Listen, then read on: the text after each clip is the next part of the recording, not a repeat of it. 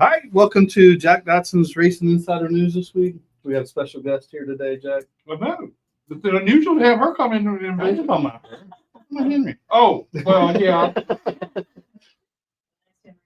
Yeah, right.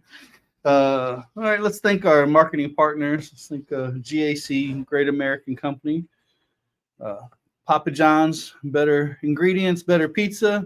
Jack never gets tired of Papa John's. Adam loves it, right? Is that lunch tomorrow? Eat your choice, yeah. Probably. Another girlfriend told me you eat it at night when you get back to the house. Sometimes at night, sometimes next day. MPM Marketing with Tanya McAllister. Bonders Brothers Distillery. I thank Langley Speedway for making this place our home. Really appreciate Chuck, Terry, and Bill. Pepsi, Mountain Dew, mine and Jack's drink of choice there. Mosquito Joe's, get 50% off on your first month of service on this side of the water through to Richmond. Fast Eddie's Barbecue. I think Fast Eddie would. Happy late birthday, Eddie. Yeah. C.E. Clark Contracting. Yeah, it's going to provide 20 people barbecue for our winner. Whatever team wins gets 20 people for barbecue, plus me, you, and Adam. Right. So that's 23 you got to go for. I think Factory Canopies and another one of our providers is going to provide a tent for the grand prize winner and some chairs, fully custom tent. Appreciate Todd Davis for putting that up. Miles of Seamless Gutter for putting up the money. And I can't believe they allowed us to do that. To give that kind of money away. Let's see who else we got. Frontline Performance, Race Fuels, Parts and Lubrications, the hottest fuel at Langley Speedway. May or may not pass tech. Henry says he can do your job better than you. The bar's not real high. Packet Power Solutions. He was busy this week with all the snow and stuff. It seemed like I think he was putting another one. Jack, that's what you need, Jack. So then you have to worry about that generator, hooking that generator up. It just come on automatically. No, just as soon as I went out there and got all my stuff together, it did go out. But if I hadn't have gone and got all my stuff together, it would have went out sure as anything. Let's see who else we got. What is this? Oh, thank you. Thank you. Guess we'll hit Slinger Speed Company and Tim Brown. Hit you want a local t-shirt shop, hit Tim Brown up for your local t-shirt needs. And with that, what's up? What's up, Eddie? What's up, Adrian? Gary, Victor, what's up, guys? Aiden Ziedrich Racing. Hey, Aiden Ziedrich Racing. I saw you out there playing in your car in the snow. I mean, that was pretty cool. Who would do something like that? Did you play around in the snow? We didn't get a whole lot up here. No. No, we got about the dust. Guess what? We got a couple inches. We didn't get 10 or 8 or 10 inches. Like No. Look, I had ice on my car that thick that I had to get off before I could do anything with my car. And Sherry had to go to work. So I had to get out there and we had to get her car straight. There's a couple of cup drivers having fun in their driveways. Yeah. There's a couple of them shoveling snow at the Hey, Eddie, you're exactly right. He should give me one. Why don't you work on that and see if you can talk him into giving me one? That would be really cool. Oh my goodness. There's the great Danny the greatest race car driver at Langley Speedway, Danny Millard. There he is. That's my hero. Mr. Slingshot. That's my hero. He made that boy look terrible out there when he went around. It's just like that guy let him go by. I mean, like the throttle fell off. Yeah, that was anyway. I'm all over it. Hey, I'm all for it if you do it. How cool is this Dodge deal? I mean, this race for the seat. I mean, I think we all know who's going to win. I mean, it certainly seems to be a bright person in there, and the evidence says that he's probably the one that won, not obviously, but He's done well so far, at least. yes. But it's way cool, and it sounds like this is going to come back year after year. Apparently, I think as long as Dodge is in the thing, and I think Chris had mentioned that we plan on doing this, continuing doing this. So cool to give these guys, you know, a platform and to give somebody an opportunity. Yeah, I think it shined the light on short track racing that was never there before. Absolutely. Because you've got Flow and you've got a couple other different streaming platforms, but you're talking about publicly broadcasting something not only to Fox but then to YouTube the following day. It's free. And Well, attention that it's you never had had. that, and then you got guys that are going to get a truck opportunity for a year. Yep. To get an opportunity, and you can't ask for much more than that, because today you got to bring money. Well, I think it puts these guys on the map too. I mean, look at the names that are on the list. And Not just the guy that wins, but like I mean, I some tell you big what, names that are in it. I feel bad for Dylan. I mean, was it Dylan Ward? Trevor. Trevor Ward. Yeah. I feel bad for him Because because, he's a wheelman. He is very good. yeah, and he's, you know, he's He reminds me kind of that old school racer He guy. works hard. in the interview process. That just killed him there. I mean, that was just all. Yeah, well, I don't think you won't get in a fight with him either. No, not really. Yeah. All right, let's talk about some news from this week. Maybe tomorrow they're actually going to run this clash. I mean, we were Finally, supposed to have it Saturday, Sunday. Sunday, Monday. They canceled it again on Monday. Well, now they're forecasting rain, but they're saying we've got rain tires. Yeah, they're going to You ever put. tried to put rain tires on a track with no banking? It's going to be it. It's going to be it. It's going to be it. It's definitely gonna be interesting. The Rockingham test, I think it's the O'Reilly Auto Parts Series, and the trucks are going to test at Rockingham on Friday. So that'll be a 1-day test. It was supposed to be 2 days, but it's a 1-day test. This weekend, the Florence Icebreaker. That's going to be a fun race. You going down for the Icebreaker? I am not. I will be on my way to Daytona. Well, it's gonna be stacked, man. yeah, that's going to be. I'm seeing more and more names popping up for that icebreaker this year. People that are hitting it on the way down to Speed Week. I was like, I don't know that I'd be doing that. Since I might go down there and race cars short, but you know. Well, I talked to Steve Zacharias, and they're going to have it's going to be a big field, and it's going to be a lot of fun. I think last count I saw was in the 30s. I was thinking about going, but you know, they're talking about cold, and I've had enough cold for the last 2 weeks. I don't need no parts of that anymore. Well, it can't be but so cold in South Carolina. Well, Be warmer than it is Hey, here. hey, I don't know. Look, I'm supposed to be on a cruise this week, okay? And I didn't even want to get on the cruise because the cruise ship doesn't have heat. Huh? Was that sunshine? Yeah. Yeah. Oh, yeah. They don't have any heat on that ship.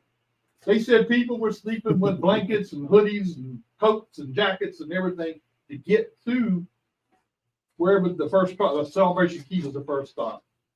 So to get down there, they had, no, I'm not going to do all that. And I told them we'll do it some other time. I can't. I don't want to be cold on the ship. I can't do that. Here in Danny Fort said Worth. Aaron was holding him up. Well, he was holding him up, and I mean, it showed. when the way he went around him. Jeremy said maybe you shouldn't have taken it out of Daytona. Yeah, well, this week it certainly seems that way. All right, got Dario Franchitti is going to be driving the #1 Tricon truck at St. Petersburg this year. Mm. That's going to be interesting to see him get into a truck race this year. Seems like a whole lot of people are trying to get in a truck this year now that they've opened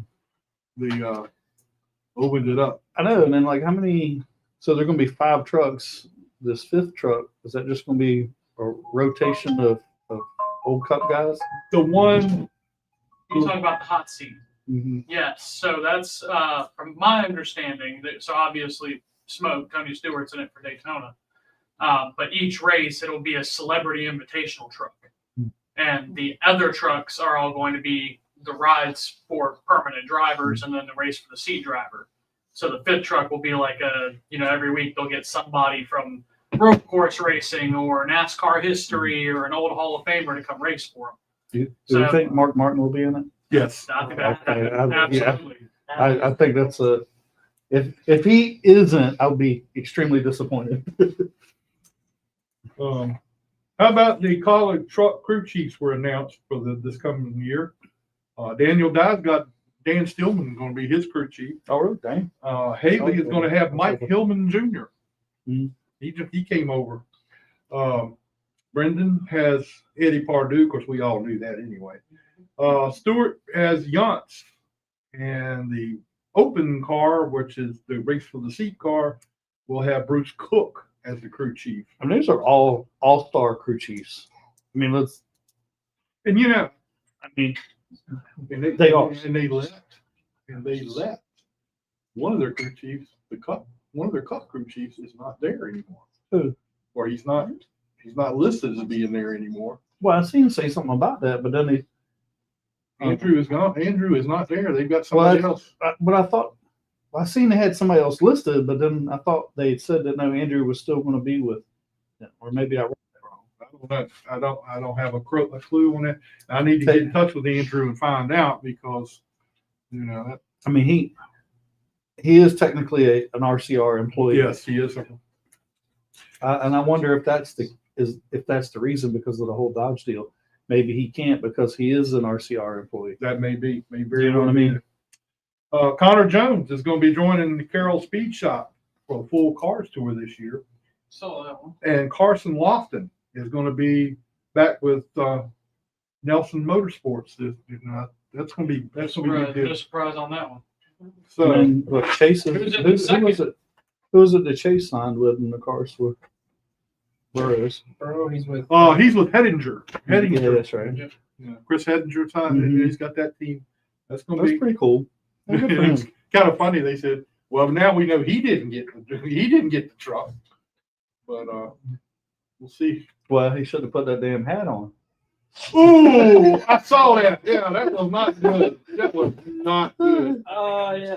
He went. He put his after hours fabrication hat on. And Showed Chris was showed up to a group of was men like, with it on. "Did they give you any damn money for this thing?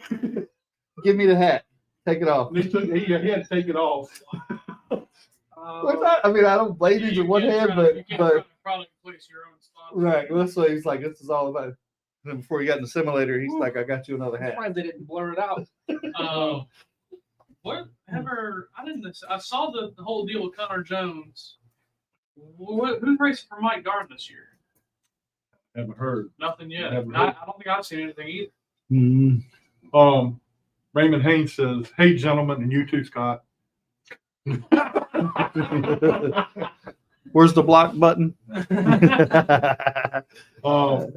And Clay Gaskins is watching. I seen that. I seen Clay. Yeah, what's up, Papa? And what's up, Adam and Scott? So Not a name we see every week. no, evidently he is not paying attention to his dad's birthday tonight. Well. Ain't you at dinner? He's supposed to be at dinner with his daddy on his birthday. And Clay. Jack's already on the shit list because he didn't go start with it. So anyway, well, that's the news. And I don't see ALLI Owens, but I see her thing on there. There she is. All right. So let's go ahead and you got to do your intro thing. Yeah, forget about that. Yeah, I know you do. That's the reason why I'm here. Hello, I'm Eric Enyart, and you're watching Jack Dodson's Racing Insider News with Scott Allen and Adam Welbrock. Hello, ALLI. How are you? Oh my gosh. It would not be a Tuesday if my children didn't lock me out of my house. So I'm sitting in a closet at my parents' house. It's great. Why did they lock you out of your house? They're teenage girls. And I'm like, don't lock the door. I don't have my key. And then I called them at cheerleading. I was like, why is the front door locked? We forgot. So here I am in the closet. There's a lot of stories I could go with, Yeah, but I'm not going to do that. I guess we're going to be coming out of the closet. I don't know. I didn't have to say it after all.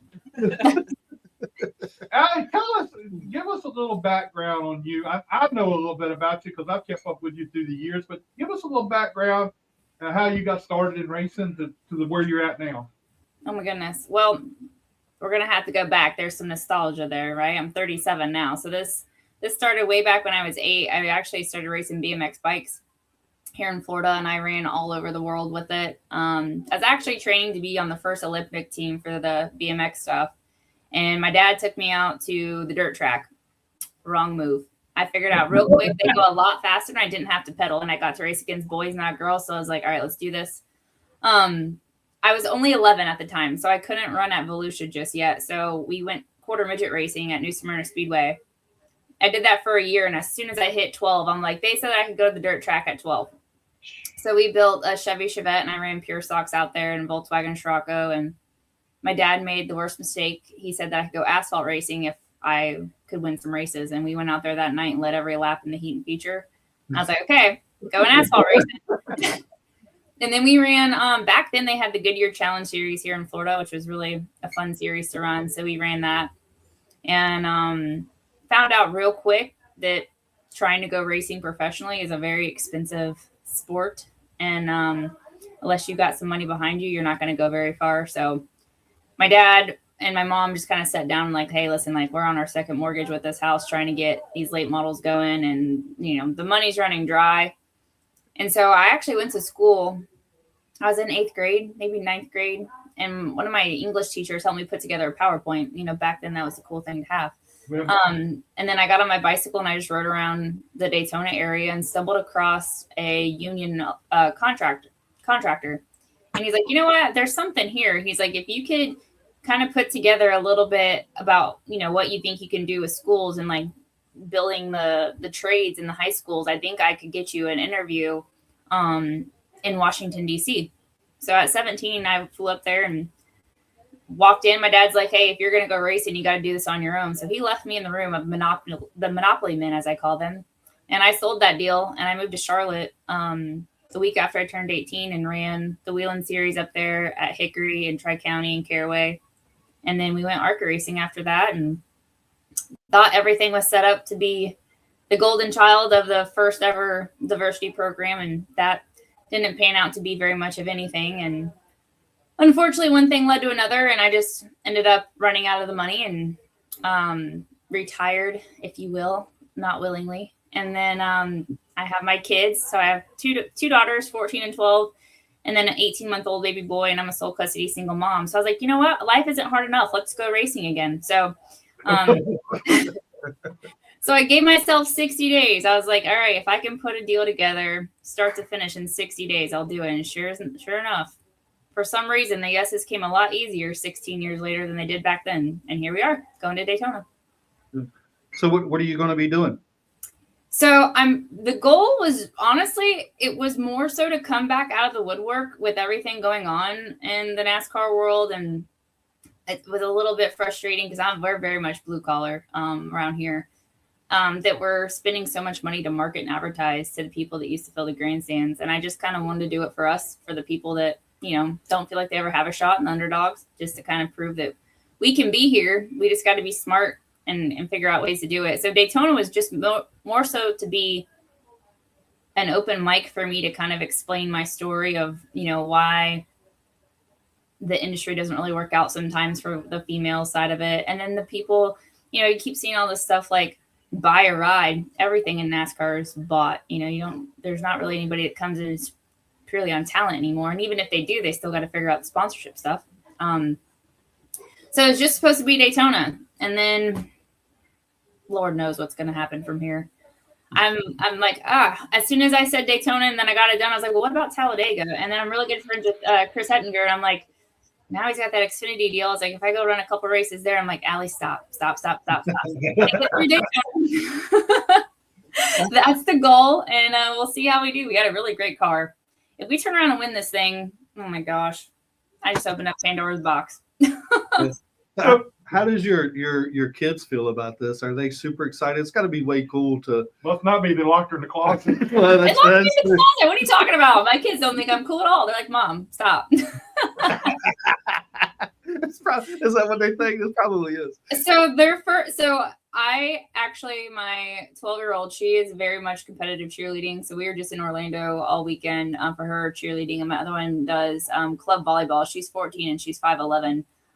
So both of my girls are very much involved in travel sports. So the bigger thing isn't so much like, what am I going to do after this? It's like, okay, what can my schedule allow me to do between cheerleading and volleyball? And I think it's becoming real for them. I did run the Xfinity Series race at Richmond in 2016, which I had no business being there, just in that car. And then I just wasn't prepared mentally to be there. So they have been to the track, and I also ran dirt midgets, and I ran for the Skinners at New Smyrna in a late model, and then I ran some dirt late model stuff at Golden Isle.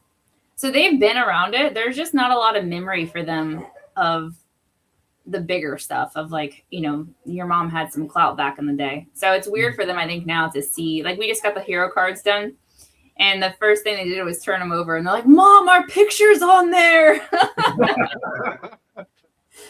So it'll be an experience. They thought the test was really cool. That was the first time they ever got to, you know, see that side of me. So it's pretty awesome. So how did the test go for you? Oh my gosh, it was phenomenal. So my car with Kimmel Racing was actually an intermediate car.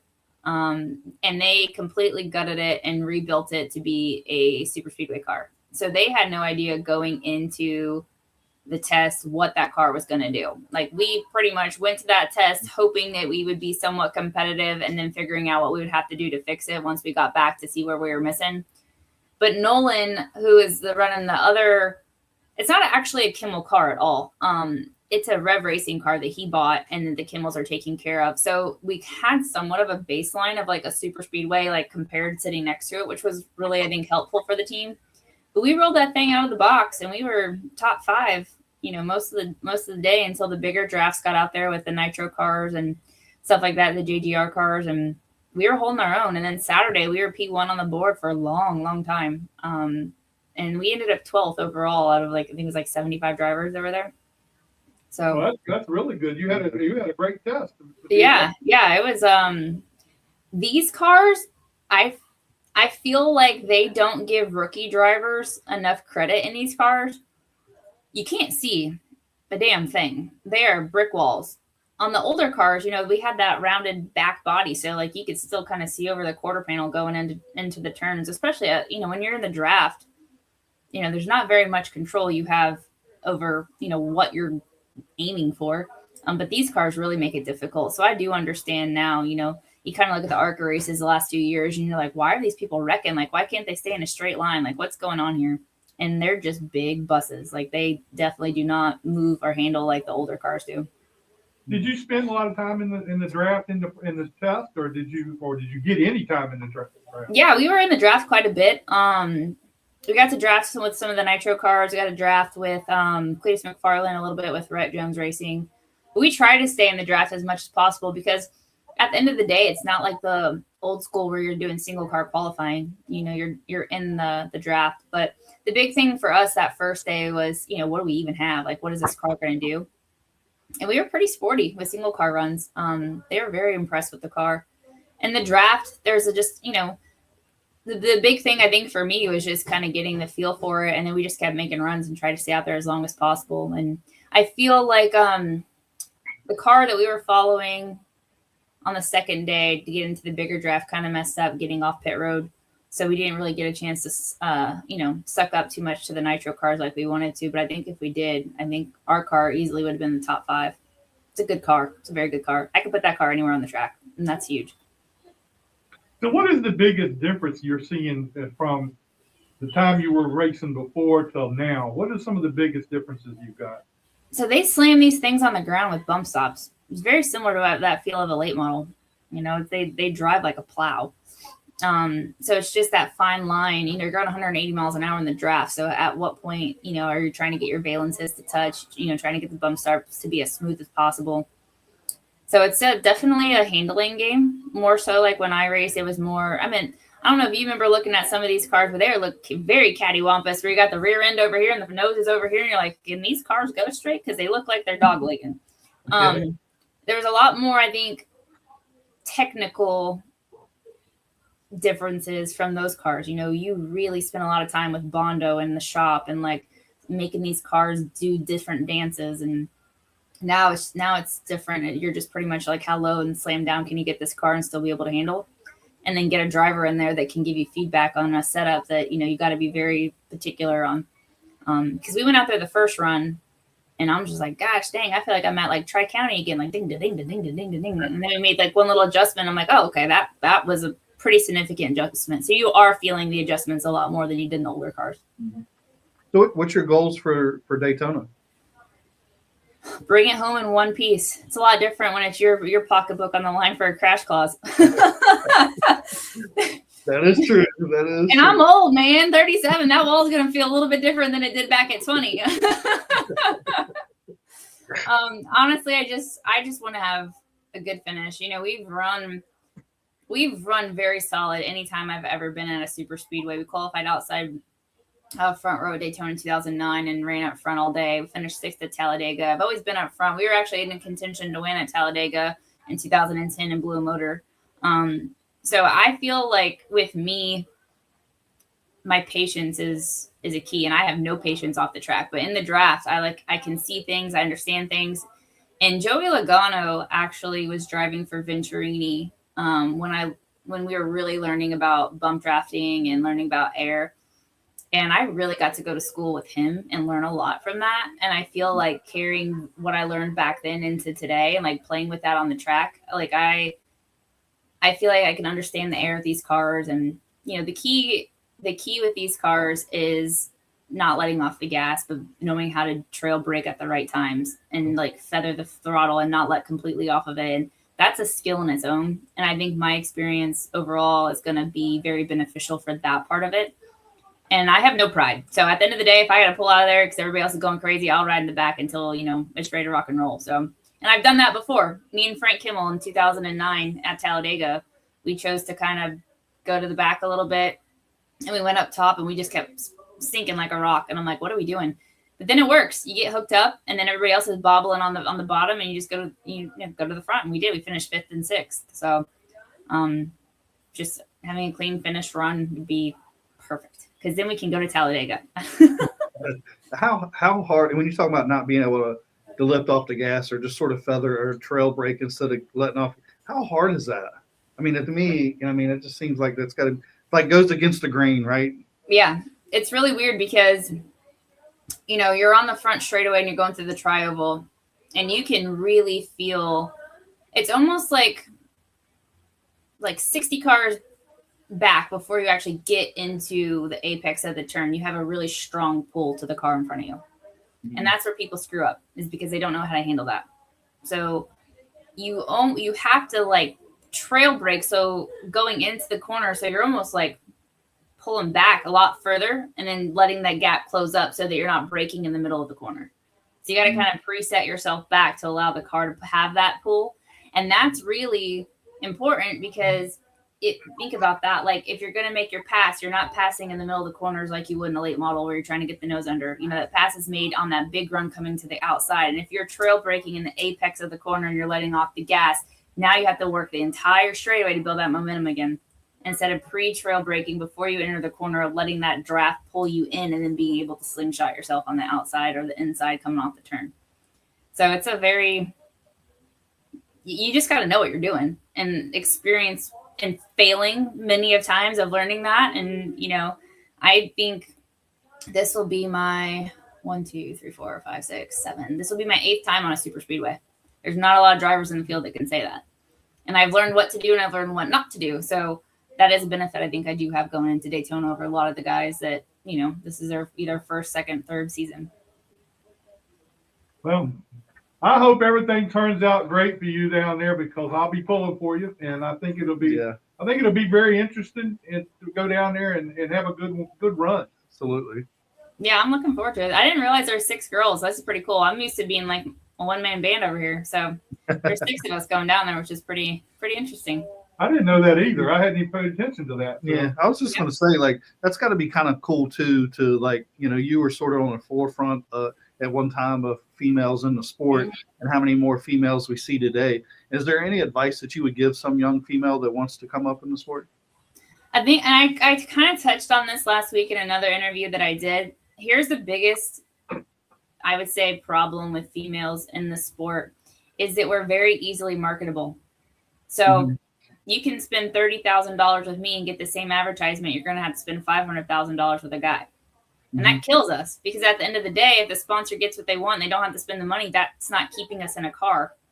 So I think for us is like, and I tried so hard to tell these girls is just like, don't give yourself away. We're easily marketable. Like you have to know your worth because at the end of the day, the team might love you to death, but their doors and lights stay on and that car hits the track with money, right? And if you're giving it away, you know, you're devaluing your brand. And sometimes it's hard because you really want to race. And you're just like, all right, if it's costing me 80, but you can only do 20, fine, I'll do it for 20. Well, then now you just set yourself up to not be able to continue to run. And I think for women, that's a lot harder because our brand is our marketing, right? So like, you know, I've never done any modeling with it, but my sponsors get what they need. I haven't raced in 16 years. And like my sponsors that like, even the ones now, like with Bighorn, like there's not a lot of effort you have to put in to gain the attraction like you would, you know, where a guy just constantly has to be in your face and has to perform and has to be a good driver and has to do all these things to get the same attention that we get as a female. So it kills us on the sponsor dollar. So it just would be making sure that you keep your value high and don't undersell yourself. And it gets really difficult to do that. I mean, look at Tody Breidinger. She has everything under the sun going for her. Like if there could be a second Danica Patrick coming behind that can do all the things Danica did on and off the track, it's Tony. But why is she only running 8 races in 2026 when she has so much of like big brands that want to stand behind her? Is because she can do so much off track. Why do I have to pay the money to keep her on it?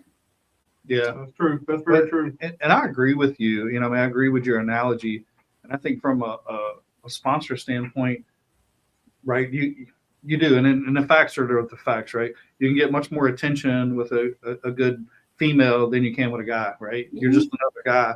You stand out. I mean, and it opens up to different brands, right? You know, so I totally agree. And there comes a plateau where now you've hit the door. You've done so well off the track with marketing. There's nobody that's going to want to come in to keep you on the track when they can do other things with you. You know, it's cheaper to be an endorsement than it is I mean, you got to understand, to run the ARCA series right now, you're looking at $2 million, you know, to go run that in a good car. You go to the trucks, you're at 3.5. You're going into the O'Reilly series, you're at 5 to 6. And then, you know, it's just a lot of money.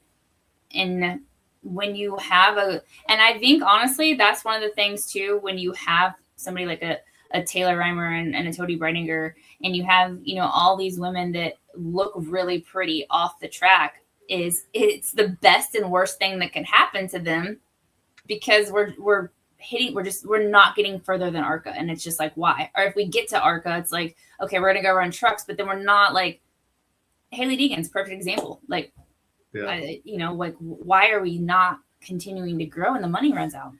Because we're doing too much. We're so successful without it. That was my problem. I was too pretty off the racetrack. That's right? it. Mm-hmm. Don't agree with him. Don't do that. Well, Allie, we appreciate you spending some time with us tonight. Absolutely. I know you got to come out of the closet. Yeah. Sorry. I I gotta go figure out how to get in my house. That's pretty cool. But thank you for being with us, and hopefully we'll have a good run down at Daytona, and we'll be having you back and talk about that. Yeah, That'd be great. I appreciate it. You guys have a good night, okay? And stay warm. Well, we're trying. Thank you. We'll talk to you later. All right. See you. Bye-bye. I mean, it's going to be way cool too to be able to bring her kids and then to see how spotlighted it is, and they might think she's cool after it's all over. I think he wins a race. They locked her out of the house. I don't think Put her in the closet. I don't think They're that's trying to get her not to go. That's not a glaring thank you for that. All right, let's get the main man over here. Another hot shot going to Daytona. Yeah, another Daytona. Full throttle. Come on around here. You got that seat there. I'll move it here. I may look up and take the baby away from Chris. I got you. Don't mess with the camera. I got you. You what? I didn't He's choose. not asking you to push no button today. No, I'm not. I ain't gonna push nothing. All right, we got Danton Wyatt, Yes, getting sir. ready to make the trip to Daytona. Tell us what all you, I mean, you and I were talking at the, whatever that was last week. You got a lot of stuff going on this year. So tell us a little bit what you got going on. Yeah. Last year, when the end of the year came around, the Thanksgiving Classic, I went to the track with one client, got to the track, and by the end of first practice, I had 5. One of which was Lee Pulliam in Junior Motorsports. That was the biggest one, and that post for me was my largest performing post last year with across all platforms over 150,000 views on just one post. Wow. Once I noticed that when I got to the track, it seemed like I always go say hi to as many people as I can. Like if I've seen you at a race, I've seen you at a Cars Tour event or South Boston or Triple Crown. I try and go say hi to everybody. And I started going around and everybody was like, what are you doing next year? And I was like, I honestly have no idea. For hire. Yeah, right, exactly. I was like, Main for hire. I told all of them, I was like, I'd really like to do this, but it needs to be, for sure, like this is going to work before I decide to do it full time. Yeah, because you had another job and that was, I was working with Toyota, been with them, or was with them for a little bit over 3 years. And then the off season came around and I was like, all right, you know what? I'm going to put the nose to the grindstone and, see what I can do. And I started writing proposals for everybody who talked to me at some point during the season and said, hey, I want to look at booking you for next year. And they didn't talk about events or, singular races. They wanted to run a season. Now, come around about a month and a half ago, 3 of those clients, and I can't name any of them right now because they're not public yet, but I will be making announcements shortly. 3 of those clients came up, and Nobody watches those 3 clients make me what my salary did at my old job. And I said, okay, well, I need definitive yeses from at least one of them. And then another person who I had written a proposal for Daytona at New Smyrna for World Series of Asphalt came up and was like, hey, man, I know it's short notice, and this is probably about a month ago. I think it was about a month ago I wrote it for him. And I know it's short notice, but are you going to New Smyrna for, World Series of Asphalt? And I said, no, I didn't have any plans to, but what do you think? And he was like, well, I'm going to be down there and I'm racing 6 out of the 7 days. Damn. He was like, and I need someone to come cover me. I said, all right, well, let me throw it together. And I put a package together. I was like, all right, I can't be doing, the underselling myself that I did last year. I've got to make sure I'm positioning myself as a professional organization, professional photography and videography, make sure that my value is something that I put out, not just something that people tell me I have. You also have a social media. Yeah, and now I'm also doing social media management too. That's not obviously offered to single race options, but for people who are signing entire contracts with me for the season, they get social media management as well. But anyways, we go back to the New Smyrna deal, and he says, all right, I'm going to take a look at it. And about 5 minutes later, I got the green light. I was like, okay, I was expecting a week, maybe 3 or 4 days, because typically when you work with race car drivers, and I'll say this last year and I'll say it again this year, you typically don't get a response 5 minutes after you send a quote. You get a response 5 minutes before the race starts. Where are you at? When are you going to be here? I didn't know I was with you. All right. But no, that happened. And then as soon as that happened, I put the announcement up for that. I started getting, and in the last 3 days, 4 more contracts rolled in, and 3 of them are Sobo. Full season contracts for sports, 2 sportsman drivers, 1 late model driver, have another late model driver pending. 3 of them are going to be doing Triple Crown contracts outside of their normal contract. And 1 of them is a manufacturer. Wow. Which is a really big one. That one's going to be a 2-driver deal. That one will probably be the next announcement to come if I had to guess, outside of the driver I just signed with, which I will go ahead and say today because I have the signed contract as of last night. Tyler Garrettson, one of the top finishers last year at Sobo for the Sportsman Series, is my first full-time client for 2026 at Sobo. Well, that's cool. So I'll be covering his entire season. He's going to be doing some other stuff outside of that as well to be announced. Don't know what divisions yet, but he is going to be doing some travel stuff through the year and has some other races in mind that are bigger ones. But he is also venturing off into late model at some point in the next year or so too. But that's all, depending. A great up and coming kid. I've looked at a lot of his stuff. I watched some of the replays from last year. He's got a crap load of potential, and he just wanted somebody to cover him and get all his stuff straight. So let's be real here. Branding is consistent. Yeah. So that's a big thing. My question is, you're going to be going down there to Daytona, and you're going to be going to New Smyrna. You can do that with that, and under that contract or whatever you got going on there. How do you divide your time up when you come back here? You got, I know you're going to do some cars tours. I know that. I already. Wait for him to say something about it. Yeah, I go down to Daytona, shoot New Smyrna for 6 days, go to the Craftsman race and the Cup race, and leave up out of Daytona. And 3 days later, I go to Coastal Plains for the car store opener. And that's pretty much how the rest of my year is going to go up until October.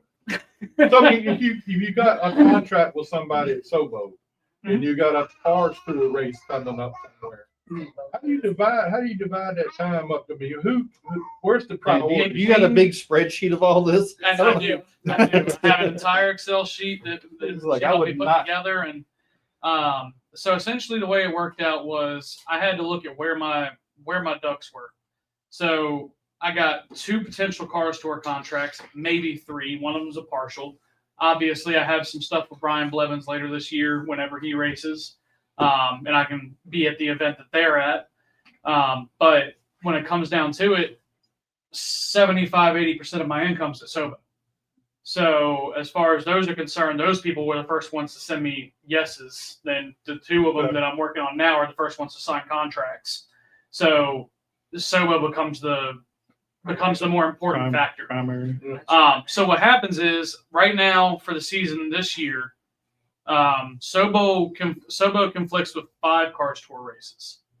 So that still leaves 10 cars tour races that I'm able to attend. So anybody who gets a cars tour contract from me, it would essentially be, hey, I can perform media at 10 of the races this year. These are the ones I can be at. And now for them, that also means it's a reduced rate from what I was going to charge for 15 races. But unfortunately, there's 5 races because of South Boston that I can't be at anymore. How many cars can you keep up with in one day or weekend? Realistically, last year towards the end of the year, it was pretty easy for me to do 4 to 5 cars. I was going to say 5.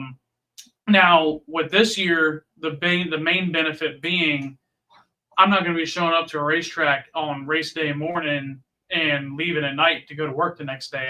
It's my job. So South Boston, obviously, sometimes they have practice days the day before or open practice the week of, and that's another thing that's built into my contracts as well. Each driver also gets 2 to 3 open practice session shoots per season, and that's either preseason, during season, or postseason. And that's where I can generate more content for that driver. So that, say I have a day where I show up at the track and I have 5 clients and I have 2 more that want to come on board, I have the ability to use everything. And it's places where you can fill holes.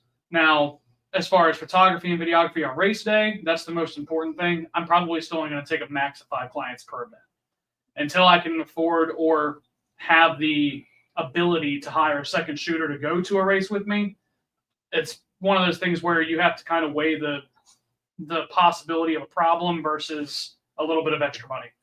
I'd rather keep my content consistent, keep my performance consistent, and keep people happy than take on 2 extra clients and lose my quality. Yeah, don't ask me and Jack if you need any help. Yeah. I don't want y'all to hit the wrong button. Exactly. I think that was a cut to me. It took him a minute, but he got it. So why are you gonna cut me like that? So then when you done for the night, do you send this stuff out to them or do you post stuff? How does this normally work? Like if I was your client the next morning or the next day or day 2, how does that, how quickly do you get the stuff out? Yeah. I mean, I don't know how important it is or is not, but This year's a little bit different. My turnaround for photos is going to be the same. So drivers at all events will get photos the next day. It won't be all of them, but it'll be enough to make a post. It'll be a good quality and quantity of photos, but it's not going to be the complete portfolio. gotcha. It's always been my goal the day after to make sure that the day after they have content to post, because you have to do that to satisfy sponsors. Sure. Yeah. But typically my turnaround for everything is 2 to 3 days. This year, my videography is going in a completely different direction than it was last year. I'm not doing the short little TikTok form clips unless specifically requested. Otherwise, most of my vertical and horizontal form content is going to be more cinematic.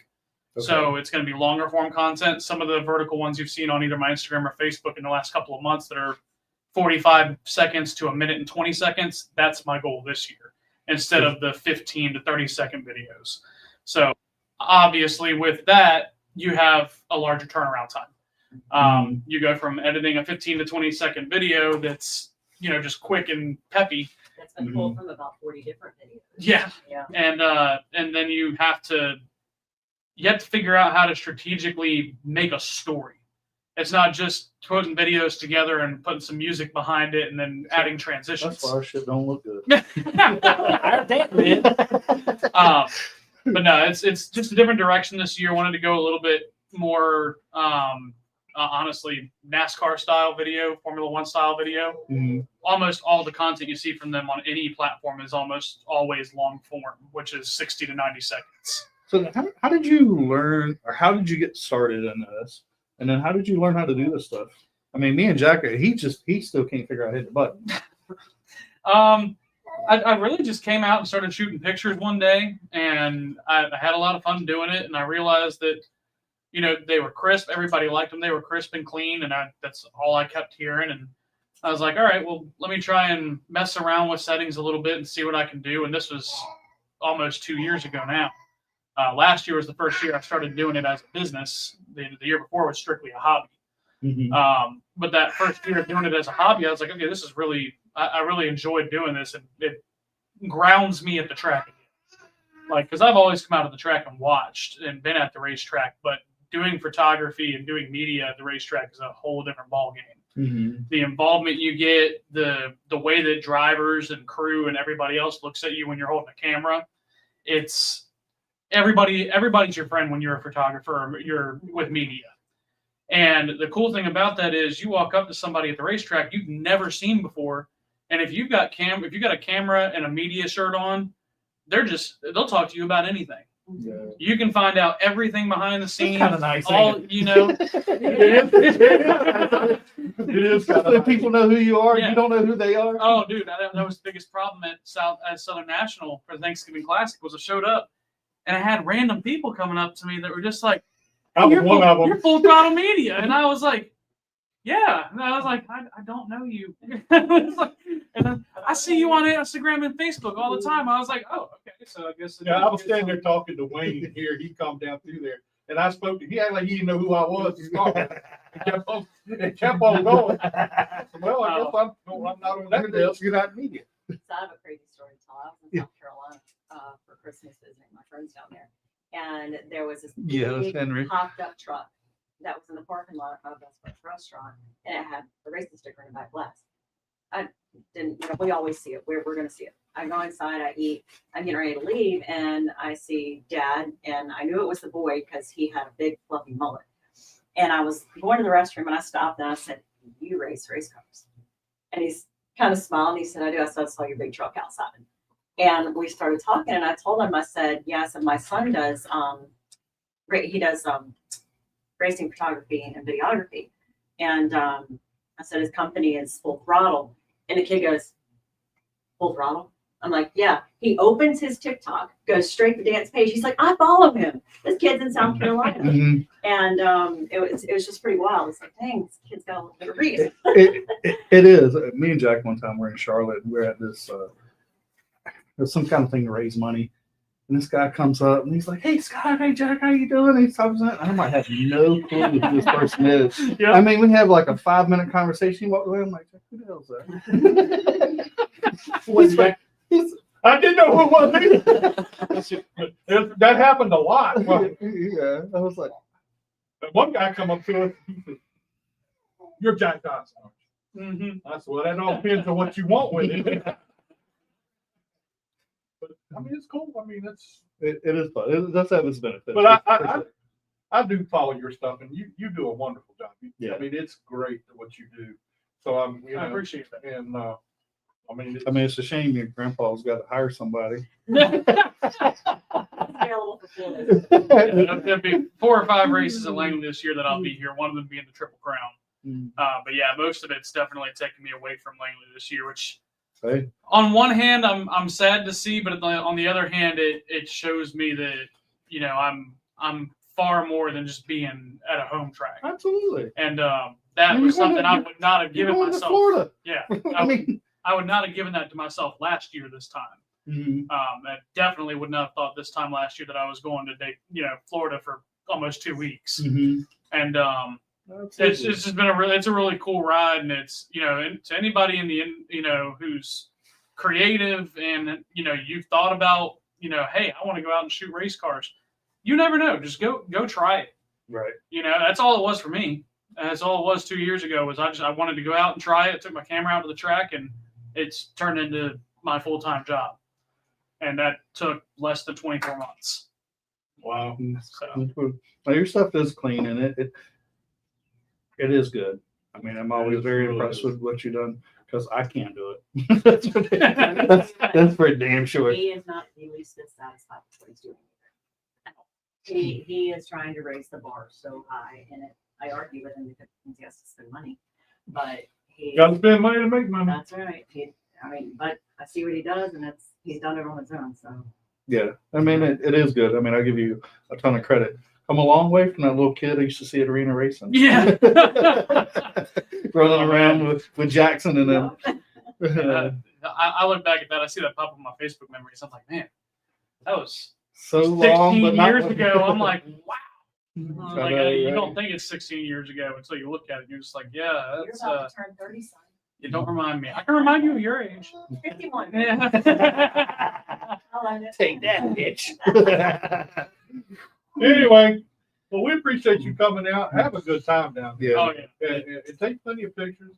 And I promise I won't steal many. No, it's gonna be a good time. It looks like the weather's gonna be great down there. I think there's one day where we've got a light forecast of rain, and it's, you know, in the morning. And the entire time we're down there, it's between 65 to 75 degrees and sunny. So it's gonna be a beautiful week, 2 weeks. Just to give you a heads up, I didn't get any more pictures from the other night. Not yet. Not yet. I sent you a folder. I know. I got it. I got it. I haven't used them yet. It's coming. It's coming. Yeah, yeah. But man, and if there's any way we can help you, let us know. If you want to announce anything, man, come back and let's do it. Yeah, absolutely. And congratulations, man. Good job. I appreciate it. Thank you, guys. Go have some Go ahead, fun. brother. Yes, Go sir. have some fun down Daytona. Think about us little peons back here in the snow. I mean, geez. It's Yeah, we'll be freezing. If it's supposed to snow again tomorrow. Is it? Well, it's just a dust. Uh, But now that's when we'll actually get it. yes, that's exactly right. All right, go ahead to your next. Let me know when I'm hot. You're hot. Robert Rummels with Mosquito Joe. Thank you for tuning in to the Jack Dodson Racing Insider News with Scott Allen. See you next week. And there's Jake Bowman. How you doing, Jake? Good. How are you guys? We're doing great, man. So, and you must be doing really good with all the stuff you got going on. Yes, I am doing very well. Despite Todd. Yeah, I mean, you're doing all this, and you still got Todd on your side. I don't understand. He's there.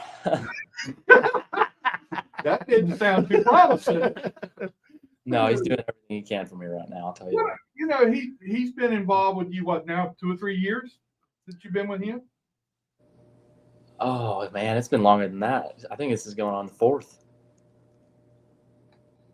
Oh, okay. Well, Fourth I year. remember meeting you at Richmond when you were with him at Richmond. That's right. That's right. And that's really cool that, you know, that you've been with him that long.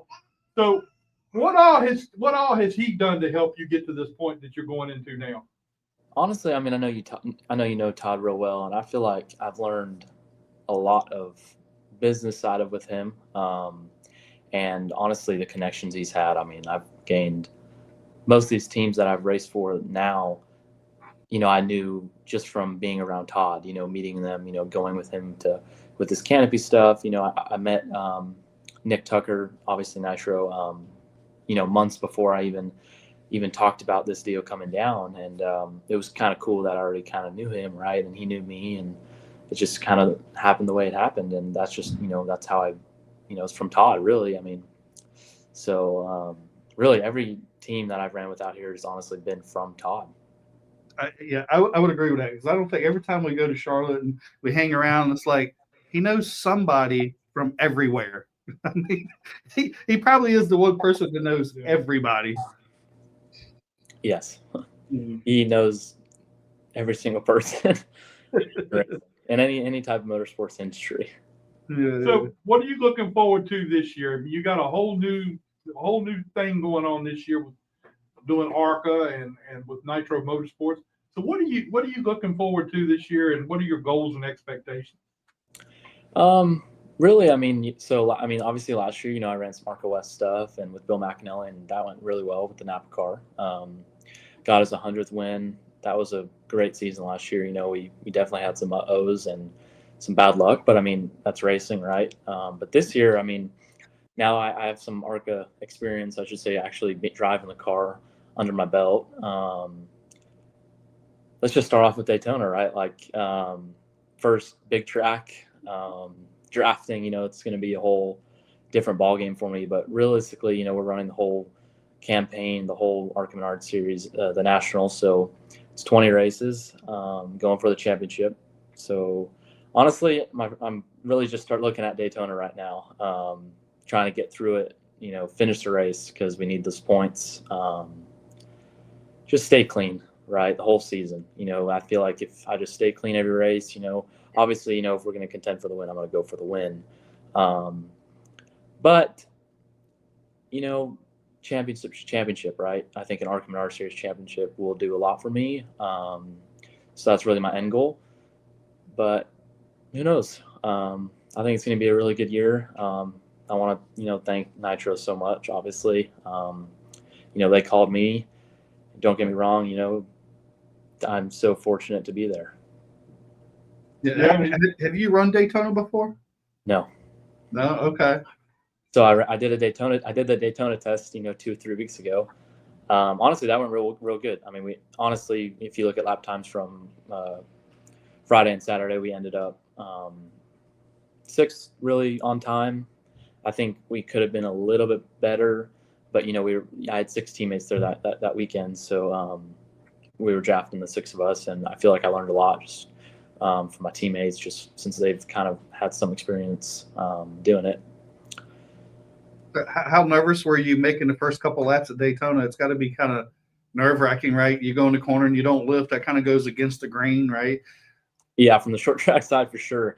One thing that, like, I was more nervous to, like, they made us, since I was obviously a rookie for the Daytona test and being on Daytona, they made us go around in a minivan, actually. Not us driving, but they took like a group of us drivers to go around the racetrack. And honestly, I was probably more nervous than that. You know, we were in like a minivan going, you know, 110 mile an hour. The whole racetrack. Oh man, who was driving? I think Frank Kimmel was driving, senior. Okay.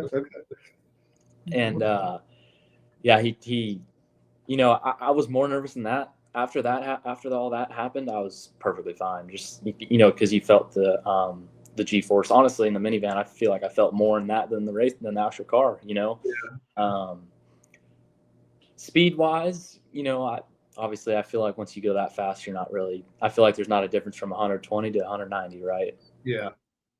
But I'm not nervous, honestly, for Daytona coming up. Honestly, more just going to be really more cautious around the cars on the round and more pay attention, be very smart for the race, and just go out there and finish the race.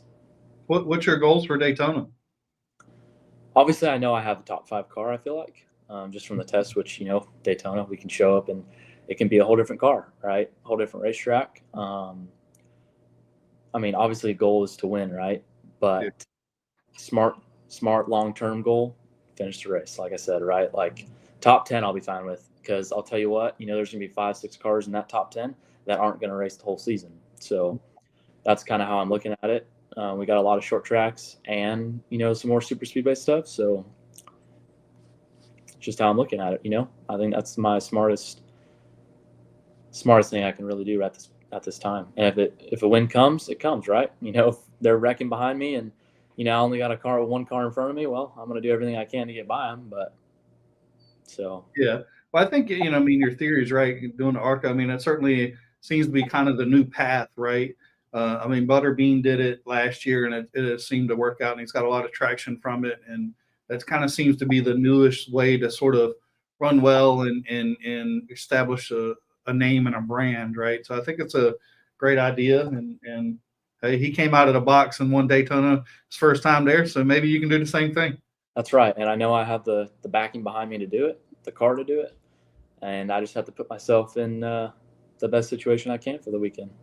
So who do you lean to for advice at Daytona, like you're going this week? Do you have somebody on the team that you can lean on, or do you have somebody outside of that? I do, actually. Obviously, you know, all the guys at Toyota, they're always helping my engineer. You know, they've been coaching me, obviously. And another side, what I do here at home is I'm kind of good friends with TJ Majors, spotter for Brad Keselowski. I've been doing some sim work just on iRacing, drafting stuff with him and a couple of his guys, and just kind of teaching me the smart moves, right? I don't know, obviously, the smart moves at Daytona, what to do, what not to do. There's a lot of what nots, right? So I feel like he's been the most kind of help for the smart racing. Speed-wise, you know, I can name 5 people off the top of my head, right? Gus teammate, you know, he won last year. He's honestly been a big help at the Daytona test, just getting me used to it, get me up to speed. But yeah, I mean, Gus has a lot of experience at Daytona and has run well there, right? Yeah. I mean, he runs super speedway stuff and he does really well. You know, he puts himself in the best situations, right? So, you know, I just got to kind of mimic that. I think you know, what kind of other stuff have you done to prepare for Daytona other than the sim work and all that? I mean, you got a lot of stuff that you gotta get in shape for and everything that you've never been there before. Tell us a little bit about that. Yeah, so honestly, I've been working out every day since now I'm a Toyota racing driver. They've been working me out like crazy, doing tests, just making tests in the gym, just making sure that my heart rate will be good. Some heat room stuff. Just there's a whole bunch of things that you know, Daytona will do to your body just because of the G-force constantly through the corners. But I mean, overall, I feel like I'm going to be in pretty good shape. Are you going to run anything else besides the ARCA schedule? Yes. So obviously, I'm going to run ARCA National full time, 20 races, and then obviously I'm going to do some late model stock stuff. I'm going to do Cars Tour stuff as much as I can. Right. You know, there's going to be some conflicting weekends, but I'm going to still do the short track stuff because I still think that's a good place to be in just for some seat time. Mm-hmm. And gonna run the Triple Crown. Gonna come up there to you guys. All right. Thanks. That's really it. That's really all I got. So what you're telling us is you're going to do the Triple Crown coming to Langley, and Todd will probably be with you. Oh, I'm sure he'll come. Oh Lord, there goes the town. We hope. But We'll have to do dinner or something. yeah, I mean, we got to get with it. But Jake, one of the things, getting ready to go and do all this year, ARCA has one of the most diversified schedules you'll ever see. You got road course, you got dirt, you got the dirt. Have you ever raced much on dirt? I actually have. That's what I started in. I started doing off-road, which obviously a lot different if you know what that is. You know, we're jumping and turning right and all that. But still, I have the concept down, and I ran 5 Millbridge races last year, so and I'm going to run a couple more before our dirt races here. So I feel like that'll kind of get me back in the loop of it. But obviously an ARCA car on dirt's a lot different than a micro and all that. So I mean, what I've heard and what I've watched, you almost kind of drive it like a short track. Once the track kind of gets away from the dirt side, kind of blue grooves up and kind of gets hard, almost like concrete. So kind of almost drive it straight as possible. So I feel like the whole field is still going to be good. It's not like just the dirt guys are going to be good, but. Now, with all the different types of tracks, what is the track that you're looking at that's going to be, well, I got a good shot at this, and then what is the track you think you're going to have a little bit of a hard time with? Well, I feel like we're going to do a lot of preparing for every racetrack, especially since I'm with Nitro. Myself, I'm really worried about super speedways, just, getting taken out, by another 2 cars that are getting into each other. It happens, the big one, right? Yeah. That's honestly what I'm worried about, because those 2, Talladega, you have 3/4 of the schedules are mile and above, so, there's a lot of chances that, can go wrong. That's why, you just got to always put yourself in the best situation. And is there anywhere on the schedule on the ARCA side that you've been to before, so you'll be familiar with? Phoenix, that's going to be a good one for me. Okay. I feel like definitely I ran 2 Phoenix races there, ARCA. In the past 2 weeks, the sim time, I probably have now more experience than I've had, more prepared than I've showed up before. And I feel like I'm going to have a pretty good car there. So I feel like Phoenix is going to be a good one, honestly, for me. I feel like it fits my driving style, just, somewhat short tracky, but not really, Yeah. So, yeah. So you're getting sim time through Toyota? Yes, sir, I am. So how often do you get to do that? Well, this week's obviously been a little hectic because of the clash and, the cup drivers and all that. So they've kind of, pushed some of guys out for ARCA, obviously, and but I've been on the sim now twice. Gonna hopefully, go more and do more and, do as much as I can, really. I'm asking every day because I think that's one of the biggest advantages that us drivers have. Yeah, I would agree. But I don't know. I think I would struggle with the sim because I kind of going back to like watching the Dodge deal or the Ram deal, right? Where those guys were in a simulator yesterday, that it's not reality. And I think some people adapt to it, some people don't. How does that fall for you? Well, I can't really say too much, but it's pretty close to real life. Yeah. Now, when you went down to Daytona for the test, how much drafting did you do? Or we made a 10-lap run. That's it. So okay. you did 10 laps and that's about it. So what do you think about the draft at Daytona coming up? I'll tell you what, I think I'm better in the draft than I was single car. My single car runs, I was kind of, excuse me, sorry. I was kind of boring, right? Almost inconsistent. For my first time, kind of trying to do the same thing every time, follow the line and all that. But I feel like once I got around cars, it kind of picked me up a lot. Not time-wise, just, driving, like for myself. I feel like it gained more confidence in me. I saw the runs I would get, and I saw the speed the car had in the pack. That kind of changed a lot for me too. I was letting off probably. I think there was a time we looked and I was off the gas for 300-400 feet. I know it's not a lot, but honestly, it really is for Daytona, right? Sure. Yeah. So I feel like car-wise, I feel like it's going to be really good just because I feel like it was really good in the pack. Single car, we lacked a little bit, but, we do group qualifying there. So yeah, that's another thing that's, when are you ever going to be single car there? You're not. Right. So now, when you're talking about letting off the gas, we just had ALLI on here a while ago, and she was talking about how, trying not to get off the gas, or at least not full throttle, half throttle, or feather it, and then dragging the brake. Did you get to do any of that? And I mean, it's got to be kind of difficult, I guess, until you get used to it. Yeah.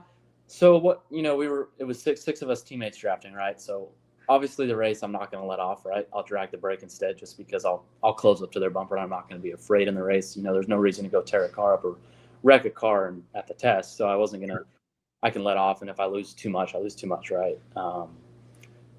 The race is going to be a whole different ball game. Everyone's going to be different, right? How the environment is, the cars, how they're drafting, it's not going to be the same at all.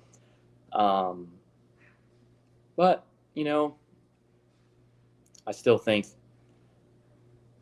there's a point to going half throttle and letting off and not letting off at all, right? I feel like if there's a car in front of you that's, you really don't want to, start close to getting bump drafting with, then, I think it'd be smart to just roll out of it just a teeny bit and lose that half a car. Just going back to making smart decisions, kind of being very observant of who you're around. Sure. Yeah. Well, don't let Big Willie Mullins, he's a big boy, so don't wreck him, because he like 3 times you and me. I know, and I was, it's all different now since I just turned 18 in April. I'm not off limits anymore. Willie's good people, but he is a big boy. Well, Jake, we appreciate you spending some time with us. Go down to Daytona, give them a good show down there. Yeah. And after Daytona, we'll try to get in touch with you again, get you back, and you tell us about your experience at Daytona. Yes, sir. I'm excited for that.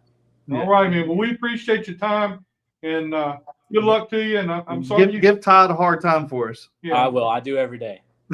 Oh, he tells us. Every day. All right, man. We'll talk to you later, man. Appreciate All right. it. Thank you guys for having me on. Thank you. See you, buddy. See you. Have a good night. Too funny. I'm busy this year, man. Yeah, absolutely. And good luck to those people going to Daytona. Yeah. Wish it was us. But I mean, racing season will be starting here soon. I guess we got some cars toured in a couple weeks, huh? Starts tomorrow, I guess. Yeah, tomorrow. They got the Clash tomorrow, and then what is it? Is it this? It's this week. The Super Bowl is this weekend, so Daytona's next week. No, I'm talking about the Icebreaker. I think it's on Saturday, yeah. The Icebreakers this coming week. That's going to be a big one. Mm-hmm. And then a couple weeks after that will be the first Cars Tour race at Southern National. So that's going to be Southern National. Yeah. Yeah. And then we got a banquet in a couple weeks. February 21st, yeah. And then first race is April what? The day of destruction is the 21st. I think our opening night is April 4th. There's an open practice Saturday before that. So we will be back full throttle again here before long. Yeah. Well, that'd be fun. It seems like, Right around the corner, man. yeah, it'll be here before you know it. Sneaking up on us. Yeah, it'll be fun. You working this year? You announcing? Or? They haven't fired me yet, Oh, so I'm just going to show up, and if if they give you the mic, yeah. they give you the mic, huh? I do the same thing every year. So, It hasn't failed me yet. the boss man ain't said nothing. I mean, he thinks he runs it, but I haven't heard nothing from him. no. So I guess that's good sign. Well, that would be. That would They let you guys come back this year? You They haven't, can't stop us from coming. they ain't told you no yet? Well, they ain't refused us coming in the gate yet. That's So good. I think we still got our keys to everything. So. They gave you a new key. Yeah. They didn't give some people new keys. I guess we're I blessed. guess you're doing all right. But no, it's going to be a great year. But we got a lot of stories to keep an eye on, man. People moving around, and man, the limited division alone is just packed. I'm hearing more and more. Oh my gosh. Because a couple guys I heard are not going to run the full season. They're just going to run partial seasons in limiteds. But that'd be fun to. It is. I mean, the limited and the late model will be full classes. We got a lot of young guns, man, coming along that are doing well, making a big name for themselves. It's exciting, man. It's an exciting time at Langley Speedway. Because there was 10 years ago or so, and I didn't know where the next group of kids were coming from, and it was like, man, Danny and Greg and Mark got one foot out the door, we ain't got nobody here. You know, but it looks like we're super healthy now. Especially Mark coming along and bringing in a bunch of kids and opening his program up, which was really good for the sport and Langley Speedway. And obviously, it doesn't hurt when we got, you know, some guys winning the truck series this year. You know, Brendan and Ram and you know, we got Connor Hall with some, I don't know what races he's running, but it's supposed to be some truck races supposedly. So it's a good time to be associated with Langley Speedway. Yeah. A lot of fun. It's gonna be a lot of fun this year. I'll have to wait and see. But It is pretty neat to go to the big races and see some friends, right? Oh yeah, drivers and crew members. Mm-hmm. so can't wait to get to the banquet. We got a lot of stuff we're responsible for at the banquet this year, taken care of. I know. I keep forgetting. I mean, we still got our sponsorship to announce. I mean, I can't wait to finally get that over with and get it done, and we can start working on, you know, suits and getting with Todd and getting the factory canopies going. We got to get that done. I mean, we got to get that done. So it's going to take a little while to get everything together. But we can't do anything until we get announced. So hopefully by the middle of the summer, we'll have the suit and the thing. I mean, it just takes time. I mean, I know for a suit, it's after everything's been designed and measured and everything, and click submit button is 6 weeks. So, so it's going to take some time. But once we get the announcement, make sure you take care of getting the checks and stuff together. You know, yeah, I haven't done that, but I got to work on that. So, and Big and Fast Eddie's done made up a thing he's going to give out. So, Thanks everybody for stepping up on that. I don't know what Miles is going to do next year, so we'll, you know, let's try to support them, go like their page, thank them for what they do, and hopefully we can continue on. You know, That's right. we don't know. You know, all these sponsors got to get a return on investment, and I encourage anybody and everybody to like everybody else's sponsor, because they are all important, no matter how big or small they are. Yep. Well, they're not only important to the drivers, but they're important to this racetrack. So, Well, yeah, I mean, we all benefit from it. so it's really cool. Anyway, well, that's our show for tonight. Next week, Gene Brinson is going to be with us. I'm going to schedule him back for next week. Hope he gets better soon. He's out with the flu, and so we'll try to get him back here next week. I got a couple irons in the fire. In a couple weeks, we're going to do another one of our young gun shows. We're going to bring some young guys in here and let them take over the show. That's scary. Oh no. So I've already, I haven't. Will we have a show afterwards? Or? I don't know, but I'm looking Cross at that bridge when we get there. We'll see if our key works when we come back next week or the week after. If the locks have been changed, we might have went too far. Yeah. So I'm gonna work on that, get that taken care of, and of course the week after the banquet, I like to get the people we had winners in the banquet. I like to get them on the show and have them part of 3 of them. So we're gonna have a first and second. The third person, we got a little thing. It's just gonna be a random draw. Yep. So if you submitted, you're in. Yep. So but if you win the first or the second one, you're not in for the third one. So no. but that's really They will not. They will be taken out. So we need to make a list of so we can make a basket, whatever. We pull those and we'll pull them live on At the stage at the banquet. We'll let Adam make the pool since Oh, that's a lot of pressure. we'll let Adam. Yeah. So that way we can blame him if something don't go right. That's right. So when they start throwing stuff, we just stand there. Yeah, well, talk to Adam. He's the mug that done it. He's the mofo that did it. But if they're nice to me, I got a little cash money for them. That's a good point. Pull mine, Adam. Take this piece of paper and put it in your hand, and when you pull out, just Take keep that one. Don't laugh. Don't laugh. That could happen. But with that, we talked about doing this a few times. I'd love to maybe us start going to a race shop and doing a race shop. Yeah, we tour. need to do that. We need to set up. So like maybe when their season starts. So if anybody out there, maybe we should put a post out there that would like to have us do a show from there one Tuesday, and we could just kind of do a tour and kind of do a show and a tour once the season starts or before the season, but when it gets warmer. Yeah, I've got to do it when it gets warmer. I ain't into in that. April if the season starts. Let us know, man. Send us a message. I think we'd love to kind of go around to every shop, and it doesn't have to be just big teams. Late models, limited late models, everybody here is equally as important. UCAR, all the way up. And if anybody's got like karts, a yeah. paint scheme to reveal, we could do like a Absolutely. paint scheme Yeah, I mean, or something. Pull the cover off a car. Yeah. yeah, we're here to be used and abused. And also, I want to go over to Fast Eddie's and do a show from over there. That should be our first. Because we When it gets warm. we like to eat, so we can go over there. Well, we have to sample the food that he's going to give away. That's right. We can't let people get sick. Right. I mean, It's the right thing to do. absolutely. We'll take one for the team.